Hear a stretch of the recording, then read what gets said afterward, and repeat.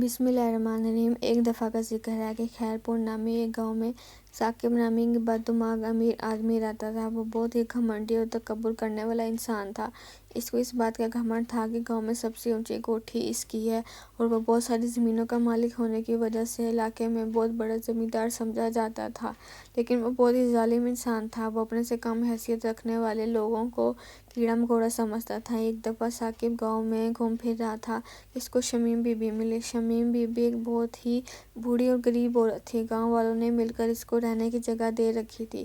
Shamim be be کی نظر بہت ہی کمزور تھی اور اسی وجہ سے وہ رستے میں پڑا ہوا پتھر نہ دیکھ پائی اور گر پڑی۔ ثاقب شمیم بی بی کی طرف متوجہ تھا، لیکن اس بوڑھی اور لاچار عورت کی مدد کرنے کے بجائے اس نے فوراً منہ موڑ لیا اور اپنے رستے ہو لیا۔ شمیم بی بی کافی دیر تک سڑک پر لاوارثوں کی طرح پڑی رہی اور اس کا بہت خون بہہ گیا۔ کافی دیر بعد ایک گاؤں والے نے شمیم بی بی کو دیکھا اور شور مچانے لگا۔ اس کا شور سن کر گاؤں والے اکٹھے ہو گئے اور سب نے مل کر شمیم بی بی کو اٹھایا اور حکیم صاحب کے پاس لے جا کر مرہم پٹی کروائی۔ گاؤں والے پہلے ثاقب سے بہت نفرت کرتے تھے اور اس واقعے کے بعد اس کی نظر میں ثاقب کے لیے نفرت اور زیادہ بڑھ گئی اور اسی وجہ سے سب گاؤں والوں نے مل کر ثاقب کے اس رویے کی شکایت گاؤں کے نمبردار کو لگائی۔ گاؤں کا نمبردار بہت ہی نیک دل انسان تھا جو غریب، لاچار اور بے بس لوگوں کے لیے درد دل رکھتا تھا۔ اس نے فوراً رفیق نمبردار کا ملازم کو گاؤں کے معززین کو اکٹھا کرنے کا حکم صادر فرمایا اور اسی وقت ثاقب کو بھی پنچایت میں حاضری کا پیغام بھجوایا۔ پنچایت میں ثاقب سے پوچھا گیا کہ تم نے ایسا کیوں کیا؟ تمہارے سامنے ایک بزرگ عورت بری طرح گر گئی اور تم نے اس کی مدد کرنے کے بجائے اپنا راستہ لے لیا۔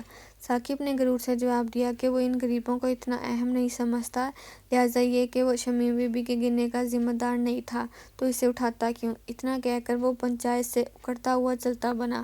گاؤں والے ثاقب کے اس رویے سے اور زیادہ پریشان ہو گئے تھے۔ ثاقب کا ایک بیٹا جس کا نام اویس تھا شہر میں تعلیم حاصل کر رہا تھا۔ ایک دن اویس شہر کے پارک میں چہل قدمی کر رہا تھا کہ اس کے جیب میں اپنے موبائل کا خیال آیا اور وہ اپنی جیبیں ٹٹولنے لگا، لیکن اس سے اپنا موبائل نہ ملا۔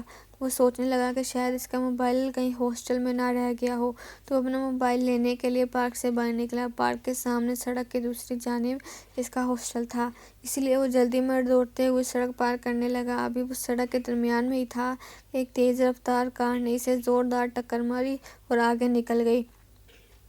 اویس کافی دیر تک تنہا سڑک پر خون میں لت پت پڑا رہا اور پھر آہستہ آہستہ بہت سارے لوگ اس کے ارد گرد جمع ہونے شروع ہو گئے، لیکن کسی نے بھی ایمبولینس کو فون تک نہ کیا۔ کچھ ہی دیر بعد ایک بھلا آدمی آیا اور اس نے ایمبولینس کو فون کیا اور کچھ ہی لمحوں بعد ایمبولینس اپنی مخصوص آوازیں نکالتی جو وہ کنویں پر پہنچ گئی اور اس میں سے چاقو چبا نوجوان نکلے اور اویس کو ایمبولینس میں موجود ایمرجنسی بیڈ پر لٹا کر ایمبولینس میں سوار کیا اور وہ بھلے آدمی کے ہمراہ اویس کو ہاسپٹل لے گیا اور اس کا علاج ممکن شروع ہوا۔ کچھ دیر ڈاکٹرز کے معائنے کے بعد ایک senior doctor I C U سے باہر آیا اور حال میں موجود افراد سے دریافت کیا کہ اس مریض کے ساتھ کون آیا ہے، تو اسی لمحے وہ بھلا آدمی آگے بڑھا اور کہا کہ ڈاکٹر صاحب اس کے ساتھ میں آیا ہوں۔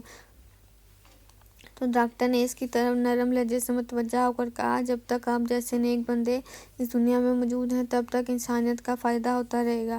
خوشخبری یہ ہے کہ اب مریض خطرے سے باہر ہے، لیکن اگر تھوڑی سی دیر ہو جاتی تو اس کی دونوں ٹانگیں ضائع ہونے کا خدشہ تھا۔ اللہ آپ کو جزائے خیر دے۔ اویس کی جیب میں موجود فون نمبر پر فون کر کے اس کے گھر اطلاع دے دی گئی اور کچھ دیر کے بعد ثاقب اپنی بیوی کو لے کر پریشانی کے عالم میں ہاسپٹل پہنچ گیا۔ جب اس کو یہ معلوم ہوا کہ اس کے بیٹے کی جان ایک انجان اور نیک انسان نے بچائی جو کہ اس کے بیٹے کو جانتا تک نہیں تھا، تو یہ سب دیکھ کر اسے اپنا واقعہ یاد آیا کہ شمیم تو میرے اپنے گاؤں کی تھی، تو میں نے اس کو گرنے سے کیوں نہیں بچایا، اس کو وقت پر حکیم صاحب کے پاس کیوں نہیں لے گیا۔ اس کو احساس ہو چکا تھا اور وہ سبق سیکھ چکا تھا۔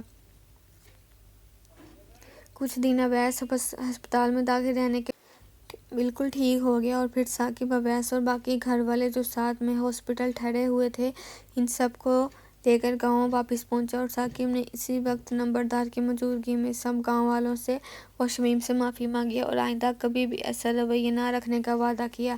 ثاقب کے اس بدلتے رویے کو دیکھ کر سب گاؤں والوں نے اسے معاف کر دیا اور اب خیرپور میں سب ہنسی خوشی زندگی بسر کر رہے ہیں۔